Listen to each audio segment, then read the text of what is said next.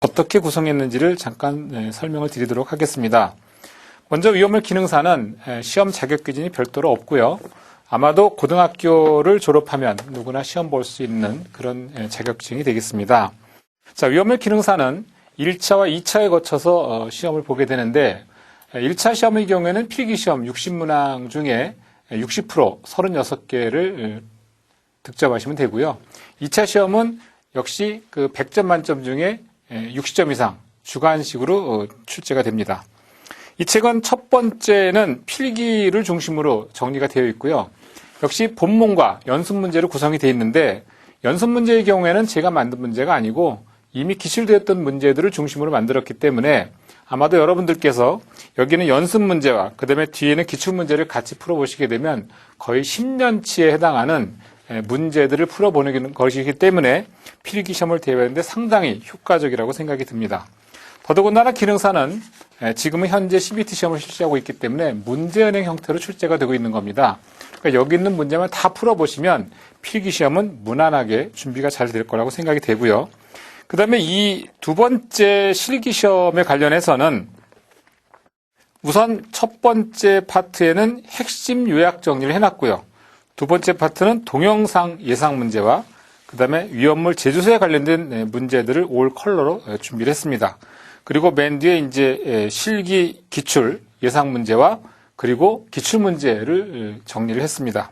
그래서 이 책 한 권이면 아마도 여러분들께서 위험물 기능사를 취득하는데 전혀 문제가 없도록 그렇게 준비를 했으니까 잘 학습하셔서 좋은 성과 있으시길 바랍니다. 그렇다면 이 책에 대한 구성은 그 정도로 설명을 드리고 기존에 어떻게 출제가 됐었는지 출제 경향을 분석해 보도록 하겠습니다. 자, 그러면 기능사 출제 경향을 한번 분석해 보도록 하겠습니다. 우선 최근에 2012년부터 2018년도까지 출제됐던 내용들입니다. 서두에 말씀드린 것처럼 필기는 60문항 중에 36개 이상 득점하셔야 됩니다. 자, 보시면 출제 기준에 근거해서 책의 목차를 구성을 했고요. 그런데 출제 기준에서는 사실 위험물의 기초학이라는 파트는 없습니다. 다만 이 위험물에 대한 내용을 이해하려면 화학이 바탕이 되어야 하기 때문에 그래서 이제 제가 목차 구성상 출제 기준에는 없지만 위험물의 기초화학을 넣어놓은 거고요. 아마도 중고등학교 시절에 화학을 조금 관심 있게 공부하신 분들은 훨씬 수월하게 접근할 수 있을 겁니다. 하지만 비전공자라 하더라도 아마도 이 책을 중심으로 해서 좀 쉽게 소개를 해놨으니까 아마 이 책에 있는 정도만 화학을 이해하신다면 아마 기능사 필기 정도는 무난하게 합격하실 수 있습니다. 자, 지금 화학 분야가 단독으로 출제되는 경향은 그렇게 많지는 않았어요. 전체 중에 2.02%밖에 안 되는데 그렇다고 해서 절대 소홀히 하시면 안 됩니다. 왜냐하면 화학과 또는 5장에 있는 위험물의 종류 및 성상 이런 것들에 대해서 결합된 문제들이 출제되고 있기도 하기 때문에 반드시 화학이라고 해서 2.02%가 아니다 이렇게 좀 보시면 될 것 같고요. 어떻든 전체적으로 보면 여러분들 딱 보시는 것처럼 5장에서 가장 많은 문제가 출제되고 있습니다. 자, 지금 보시면 5장에서 약 49.21% 정도가 출제되고 있고 그 다음에 법에서 28.25%, 사실은 5장과 6장에서 거의 대부분의 문제가 출제가 되고 있다고 생각하시면 돼요. 이 두 개의 출제 비율을 합해보면 약 77.46% 정도가 출제되고 있는 겁니다. 그래서 아마도 여러분들이 기초학이 좀 탄탄하게 좀 구성이 되신다면 아마도 이 5장을 이해하는 데 상당한 도움이 될 거고요. 아마도 전체 60문항 중에 아마도 한 40문항 이상 정도는 쉽게 득점하실 수 있을 거라고 생각이 됩니다.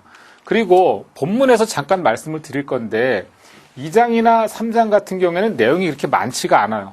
그렇기 때문에 학습하는데 어렵지가 않고 또 소방시설의 설치 및 운영은 비중은 작은데 꼭 학습을 해야 되는 부분들이 있습니다. 그런 것들은 교재에서 별표를 표시해놨기 때문에 그런 걸 참고해서 그런 것들은 좀 꼭 반드시 학습을 하시고 넘어갔으면 좋겠습니다. 그래서 1차 필기시험은 전체 60문항 중에 60% 이상 취득을 해야 되는 거고요.